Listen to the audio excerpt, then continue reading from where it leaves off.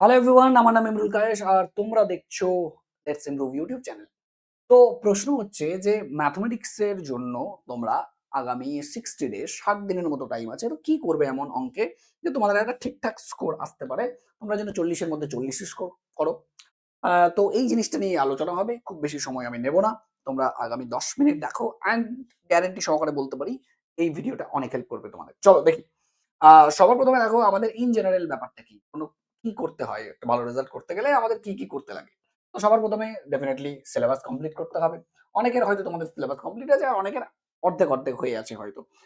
যে আমরা গেছি, টিউশনে গেছি, স্যারের হয়েছে বাট আমাদের হয়নি। এরকম টাইপের বেশিরভাগ স্টুডেন্ট থাকে।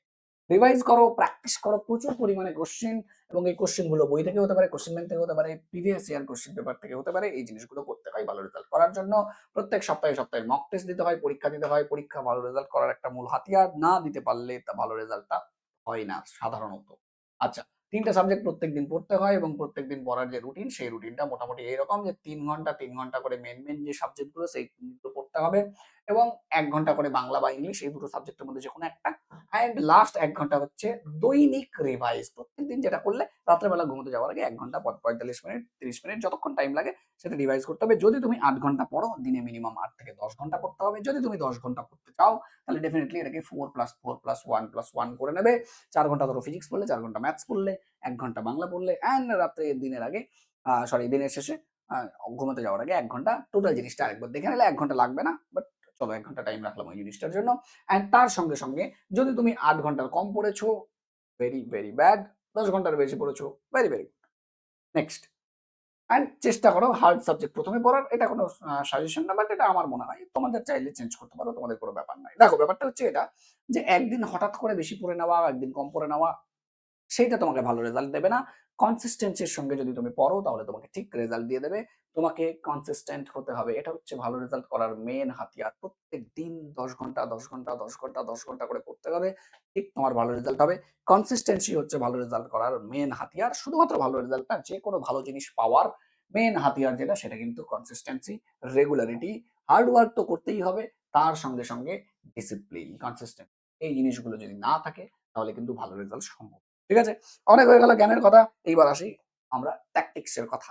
যে আমরা ম্যাথস এর ক্ষেত্রে এমন কি করতে পারি যে ম্যাথস এর রেজাল্টটাকে আমরা ভালো করতে পারি। দেখো, যে সমস্ত স্টুডেন্টের আগে ১ম এ একটু ওভারভিউ দিয়ে দিই, তারপর আমি আসি আসল স্ট্র্যাটেজিতে। তো ওভারভিউ হচ্ছে তোমাদের টোটাল 16 চ্যাপ্টার্স আছে। ঠিক আছে? 16 চ্যাপ্টার্স। এই 16 চ্যাপ্টার্স এর মধ্যে তোমরা শুরু করবে যাদের কিচ্ছু হয়নি তাদের ক্ষেত্রে আমি বলছি ২ মিনিট চুপচাপ শোনো। তারপর বাকিটা যেটা বলবো ২ মিনিটের পর থেকে সেটা সবার জন্য। যাদের কিচ্ছু হয়নি সবার ১ম তোমরা শুরু করবে ডিটারমিন্যান্ট অ্যান্ড ম্যাট্রিক্স থেকে। ঠিক আছে? ইউনিট 2 এর ডিটারমিন্যান্ট অ্যান্ড ম্যাট্রিক্স থেকে প্রায় ৩ দিন সময় লাগবে। ডিটারমিন্যান্ট, ম্যাট্রিক্স ভালোভাবে পড়ে নিয়ে কিভাবে পড়বে? YouTube এর হেল্প নেবে। যাদের কিচ্ছু হয়নি নিজে পড়তে যাবে না, একদম মাতব্বরি করতে যাবে না। YouTube এর হেল্প নেবে। ইউটিউবে যে ক্লাসগুলো করানো হচ্ছে আমাদের দ্বারা বা তোমাদের যদি কোনো স্যারকে ভালো লাগে সেই স্যারের দ্বারা তোমরা অবশ্যই ম্যারাথন ক্লাস বা যে কোনো ক্লাসের মাধ্যমে হোক ডিটারমিনেন্ট ম্যাট্রিক্স কমপ্লিট করো। আগে থিওরিটা কমপ্লিট করো, তার সঙ্গে কোশ্চেনও প্র্যাকটিস করাও। যদি আমার ক্লাস দেখে থাকো তাহলে ডিটারমিনেন্ট ম্যাট্রিক্স প্রায় ৫ ঘন্টার ক্লাসেস।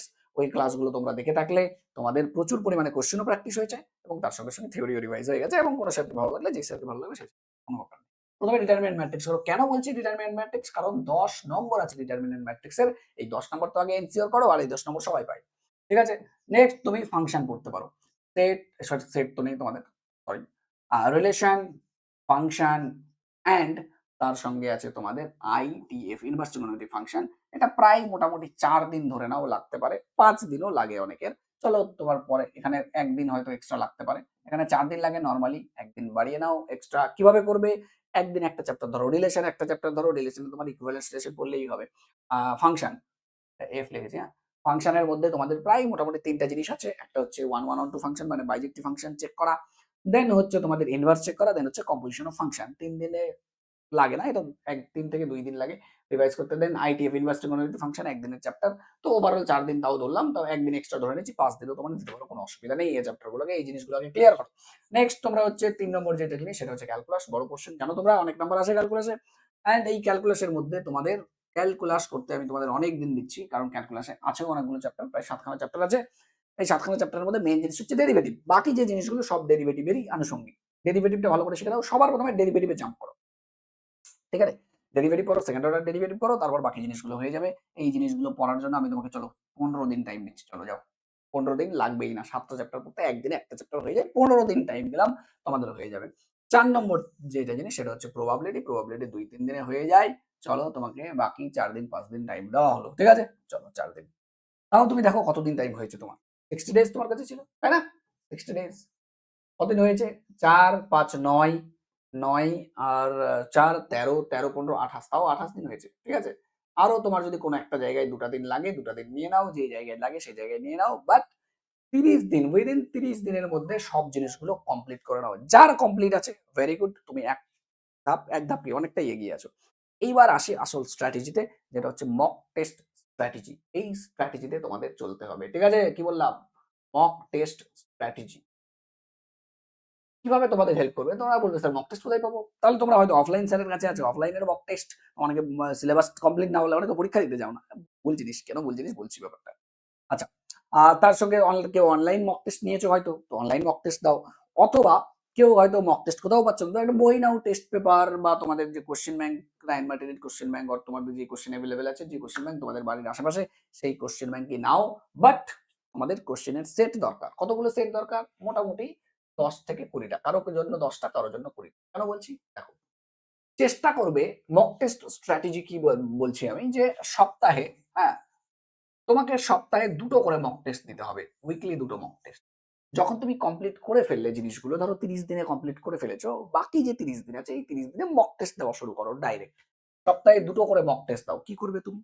প্রথম মক টেস্ট দিলে, ধরো প্রথম মক টেস্টে তোমার 40টা কোশ্চেন ছিল, 40টা কোশ্চেনের মধ্যে তুমি পারলেই 10টা, কারণ তুমি আগে পড়োনি, ডাইরেক্ট মক টেস্ট দিতে এসছো, ওই 30 দিনের পড়া পড়ে নিয়ে মক টেস্ট দিতে এসছো। 10টা পারলে, 10টা পারা যায়, ঠিক আছে? বাকি 30টা পারলে না। তোমার কাজ হচ্ছে এই 30টা পারলাম না কেন, এই 30টা কোন চ্যাপ্টারের কোন অংশ থেকে ছিল যে পারলাম না। দেখা গেল ফাংশনের মধ্যে কম্পোজিশন এসেছিল, পেরে গেলে 1-1 ফাংশন চেক করা ছিল, পারলে না। তার মানে তোমার ফাংশনের মধ্যে 1-1 চেক করা, যেই মক টেস্টে যেই প্রশ্নটা পারলে না, সেই প্রশ্নটা কোন কোন টপিকের অংশ, সেই প্রশ্নগুলো, সেই টপিকটা মক টেস্ট দিলে যেটা পারলে না, এটা পারোনি, ব্যাস ওই টপিকগুলো তুমি একবার রিভাইজ করে নাও। ওই টপিক রিলেটেড বেশ কিছু প্রবলেমস করে নাও। ঠিক আছে? কিছু কোশ্চেন্স ওই চ্যাপ্টারের করে নাও। তুমি অনলাইন করতে পারো, অফলাইন করতে পারো, স্যারের কাছে করতে পারো, যেটা ইচ্ছা করো, কিন্তু করো। ওই চ্যাপ্টারের ওই জাতীয় প্রশ্ন রিলেটেড সলভ করো। ঠিক আছে? এই 30টা প্রশ্ন তোমার সলভ হলো।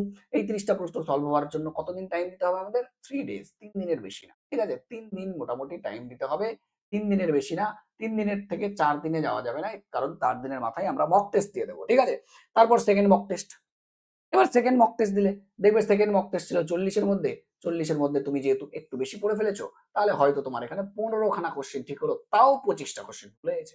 দ্বিতীয় মক টেস্টে 25টা কোশ্চেন ভুল। তাহলে যেই যে 25টা কোশ্চেন, এই 25টা কোশ্চেনের মধ্যে যেই টপিক গুলো এসেছিল, সেই টপিক গুলো তোমাকে আবার ওই টপিক গুলোর থিওরিটা পড়ো। থিওরিটা পড়ে নাও। যেই জায়গাতে তোমার সমস্যা হলো, সেই জায়গাটা আবার তুমি পড়ো।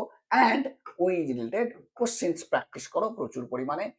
ওই চ্যাপ্টারের যেই জায়গাটা তুমি আটকেছো, সেই জায়গাটা তুমি কোশ্চেন প্র্যাকটিস করো। হয়ে গেল। তারপর নেক্সট, তারপর নেক্সট, তারপর নেক্সট। যত এরকম করে মক টেস্ট যাবে, আস্তে আস্তে তোমার ভুলটা কমবে, আস্তে আস্তে ঠিকের পরিমাণটা বাড়বে।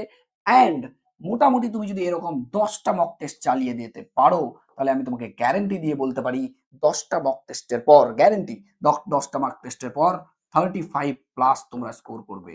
35 প্লাস স্কোর করবে। সপ্তাহে 2টো করে মক টেস্ট দিলে 10টা মক টেস্ট 1 মাসের মধ্যে মোটামুটি হয়ে যায়। ঠিক আছে? 2-1 দিন বেশি টাইম লাগে, বাট হয়ে যায়। 5 সপ্তাহ লাগবে, 4 সপ্তাহ প্লাস। 9 থেকে 10টা মক টেস্ট কিন্তু হয়ে যাবে 1 মাসের বেশি। যাদের কমপ্লিট ছিল, এই সময়টা ওদের বাঁচলো। কমপ্লিট ছিল অলরেডি, ওদের তো আর স্ক্র্যাচ থেকে পড়তে হলো না। ওরা ডাইরেক্ট মক টেস্টে ঢুকবে, ডাইরেক্ট মক টেস্ট। ঠিক আছে? ওরা কিন্তু ডাইরেক্ট মক টেস্টে দেবে। ওদের কাছে 60 ডেজ টাইম আছে। ওরা প্রায় 20টা মক টেস্ট, যেই জন্য আমি বললাম যে 10 থেকে 20টা তোমাদের মক টেস্ট। ওরা 20টা মক টেস্ট দেওয়ার টাইম পাবে, এবং 20 নম্বর মক টেস্ট যখন ওরা দেবে, আমি তোমাকে গ্যারান্টি দিয়ে বলতে পারি ওদের এভারেজ যে নাম্বার লাস্ট 5টা মক টেস্টে যে এভারেজ নাম্বার 37, 38 এরকম হয়ে যাবে লাস্ট। যদি তুমি 20টা মক টেস্ট কমপ্লিট করতে পারো, এবং যেইভাবে বললাম সেইভাবে যদি তুমি কমপ্লিট করতে পারো, তাহলে এটুকু গ্যারেন্টি যে লাস্ট 5টা মক টেস্ট যে তুমি দেবে, 15, 16, 17, 18, 19, 20 এই মক টেস্ট গুলোতে তোমার যে নাম্বারটা সেই নাম্বার 37, 38, 39, 40 এরকম লেভেলের নাম্বার হবে।